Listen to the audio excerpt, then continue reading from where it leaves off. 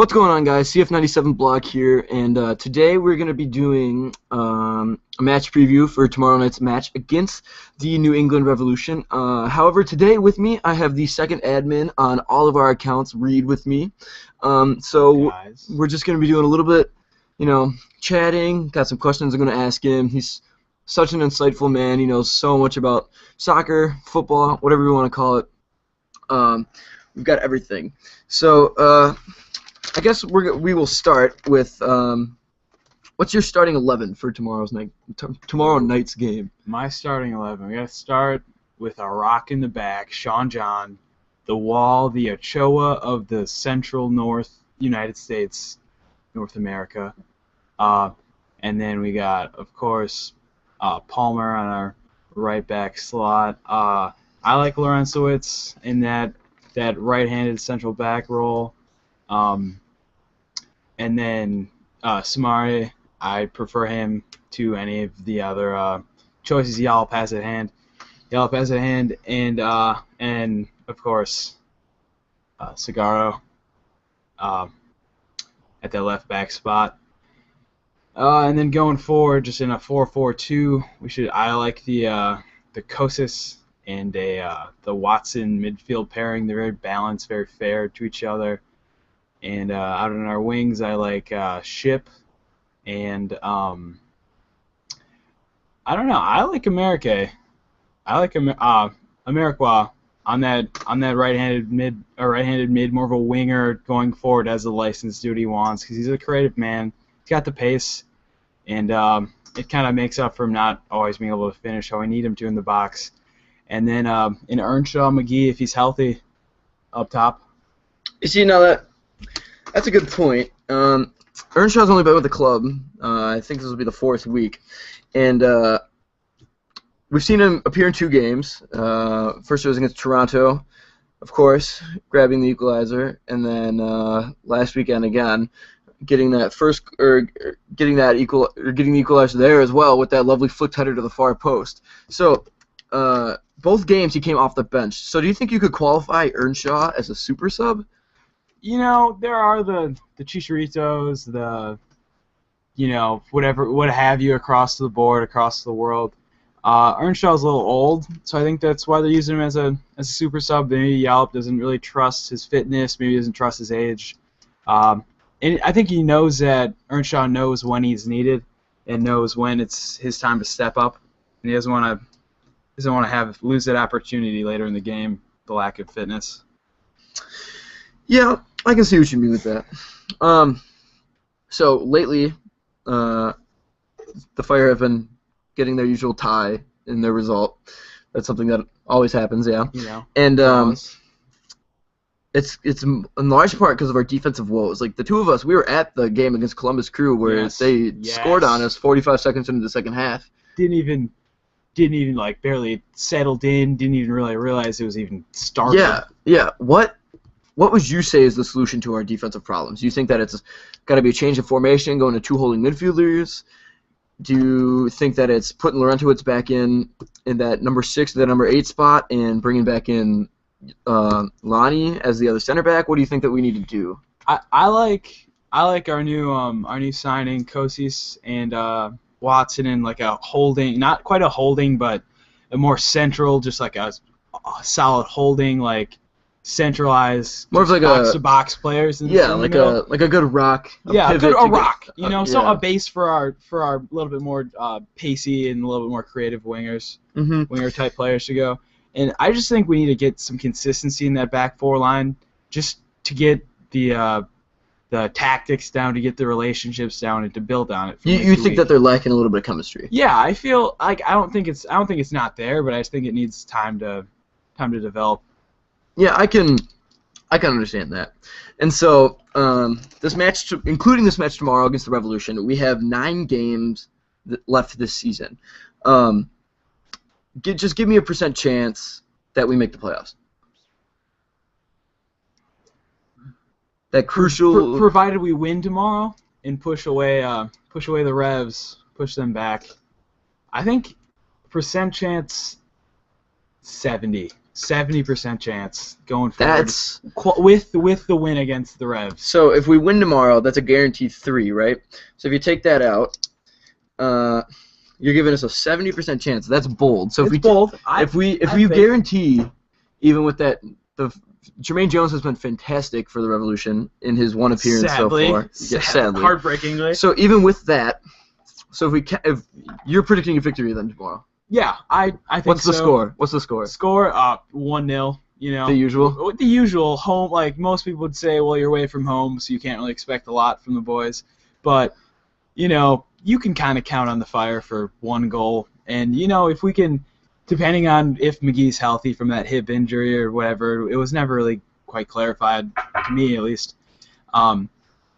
If we can just grind them down, hopefully Jermaine Jones doesn't Jermaine Jones us and just dominate the whole midfield like he tends to do. So you think that tomorrow, to win the game, we're gonna have to play a real slow pace? Oh yeah, we're gonna have to. I think it's gonna have to be some Barcelona possession based, just like solid, secure, safe, and get the ball to McGee, get Earnshaw's creativity, his Get him experience involved. in the box. Yeah, I know what you mean. And so that being said, so you're giving us 3 points tomorrow, which would be a big 3 points for us because currently we're still sitting in 8th place in the East, which is not a place that we want to be. No, but with the list of fixtures that we have ahead of us, we have New England Revs, who are literally, I hate to say this, we're about to play them, but they're in great form. They're pushing up.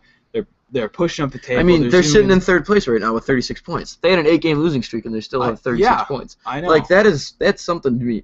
And so that being said, if you give us a win tomorrow, that gives us 32 points, and not including any other results. 32 points only moves us up 1 spot. However, we still have a game in hand on more than half of the East. And it also. And so here's a question for you. So if you give us 3 points tomorrow, that leaves 8 games, 24 available points. Of those 24 points, how many points will we need to secure to get into that 5th spot that we're currently 4 back of? Presumably, we'll tie a third of those games if we're like generously. It's probably gonna be more along like 60% of the games we'll tie. So it limits it a little bit, but I think if we can get a strong road win against the Revs tomorrow, and then go in and take that form at home at Bridgeview and get our home win against Toronto, who's also kind of in that playoff wash. I think if we because Toronto's sitting in 5th place right now. If we can get 3 points on Toronto, that would be huge. It's huge. For us. These games are really important because they're against playoff teams. So I think if we can pick up 16 to 18 points. 16 to 18 points. It's a lot. So that is a big number. It's a big number. That's 5 wins and a draw in 8 games. You think that the Fire can do that? I mean, we've got some winnable games. Like, you have to account for stuff. Like, New England, I think, is very winnable. Toronto, again, same thing. We showed great against them when we were in Canada. The DC United, they're just on fire. Eddie Johnson coming back into that side made a big difference for them. I don't know if you can count. Maybe a point from that game. Dynamo, very beatable. The Union, beatable. Impact, terrible form. Beatable. Kansas City. We lost to them still hurts me. Kansas City, tough, bad form lately. DC United again, they're in 1st place, but a lot can change from now to October 18th. Dynamo, and then the Dynamo again to end the season. Like, that is very. We can get 5 wins out of that. Because to me, the 3 losses were DC, and then Kansas City, and I see, it's probably going to be one. Well, I would hope we catch our win tomorrow. And then from that, who knows where the draw is going to come from? It could come at any time. But I think Gallup's going to get under the boys, tell them what they need to do, and get them consistently informed. And I think it's going to be a push to get that, however, like 16 to 18 point, that little spread that we need. So you're saying the game in hand, that does help quite a bit. Especially with that game in hand, if we get a win, that puts the pressure on the other teams. That puts some pressure on the teams in front of us. So you're saying, including tomorrow, last 9 games of the season, we need 19 points to qualify for the playoffs. And do you think that'll put us in the 5th position, or do you think we'll get us into a home game at 4? Oh, without a doubt, home game at 4. Do you think so? I would love that. If we can get 18, we can get a home game at 4. I would love that. Because, to go in 2 points out of 9 games, 18 points out of 9 games, 2 points per game. If you're getting 2 points per game at any stretch of the season, that's a great average. That's a great side. That's a great side right there. Yeah. That shows you're consistent. You're working. And if we can go into that form, we could get that. I predict we would get that 4th place spot, and that would bring a lot of momentum into the playoffs. Well, even with New England sitting at 36 points right now, if we beat them tomorrow with that game in hand, that brings us, still we're only 4 points back of there. So we could, if you're saying 19 points, that could get us up into 3rd place. Is that a little far fetched? Yes. Yeah, we've been sitting at the bottom of the table for the entire season, but Yallop's done some great things. Kochi, Niasi, of course Robbie Earnshaw he brought in. He signed. We won't see him this year. Colin Fernandez, the youth player, to a homegrown contract. That's big for the Fire. It's always great to have local talent coming into the club. Do you think that the transfer window was successful? We got a big striker. He's come through already. We've got two pretty dominant midfielders. Kochi more in that holding. Yeah, he gets box to box, but he locks it down. And Niasi, who can double as a forward or as an attacking midfielder. Do you think that we had a successful transfer window? Oh yes, I think the transfer window set us up to get this playoff push, because we were lingering, and it's gonna kind of define the side, define the boys that we have on the team right now, whether or not they're gonna kind of pack up shop. If what if the Revs go up at home in the first 15 minutes? I think the first 15 minutes of this game tomorrow are gonna be crucial, kind of as a preview for the rest of the season, to see how are they gonna react to it. Are they gonna pack up shop and just throw the season away, or are they going to use this momentum that we could be getting with all these transfers, and with McGee possibly coming back from that injury, that minor hip injury? Can we take this group of men and move them forward and get what even could end up being like 14 points out of 9 I still think 14 gets us into the playoffs. Yeah, 14. I think 10 points gets us into the playoffs. The Eastern Conference, it seems to be this way in American sports in general. Eastern Conference seems to lack compared to the Western Conference. That's true. Always. But I think 10 points gets us into the playoffs regardless. It's going to be that 5th playoff spot. It's going to be tight, coming down right to the last game of the season. But I think if we can get 10 points, even maybe 11 or 12 points, if we can get a draw against DC United and Sporting Kansas City, that'd be great. Maybe we can sneak out a win. You never know what Earnshaw's going to do. I think that we can get into the playoffs, and I think that Yallop has done great things with this transfer window, and I'm really optimistic. And if we get into the playoffs, even with you said we need 19, I think we only need 11, 16, because I think we'll win tomorrow too. But I think I'm going to go a little bit more out on a lead. I think we're going to win 3-1. I think Amarikwa is going to play in the striking position, center forward. He's going to come in as one of our 2 forwards. I think he's going to score twice tomorrow. I think Earnshaw's going to come off the bench and grab another one. And I think that we'll concede a stupid goal in the first half like we always do, but I think we're going to be able to bounce back because it's playoff time. And so, with these brilliant signings that Yallop has had, he's a fantastic manager. We know it. Yeah. MLS Manager of the Year 2012. Of course. Do you think that with the signings he made, and if he can get the boys to get the points we need to get into the playoffs, you think there's a case for Yallop to be MLS Manager of the Year 2014? Oh yeah. To take this side that was kind of lingering, especially after some of that form we had a couple weeks ago. Some people were a little unsure of what direction Yallop was going to take the team. I think these signings were perfect. They're exactly what we needed. They have McGee, someone else to kind of pair up a little bit more closely with than Quincy. Because Quincy's he's not quite the kind of striker that McGee is. Well, he's not an out-and-out striker. No, neither is McGee. McGee is more of a false number 9, in my opinion. But I think that they played together all season. I think that they were struggling to build chemistry, and then he went out, and we haven't seen McGee appear with Earnshaw yet. But I think that once they come back together, McGee's technical ability and vision of the field will just unleash Earnshaw. Yeah. And so we need McGee to get back. He's by far our best technical player. Oh, of course. His passing is beautiful. He's got great vision.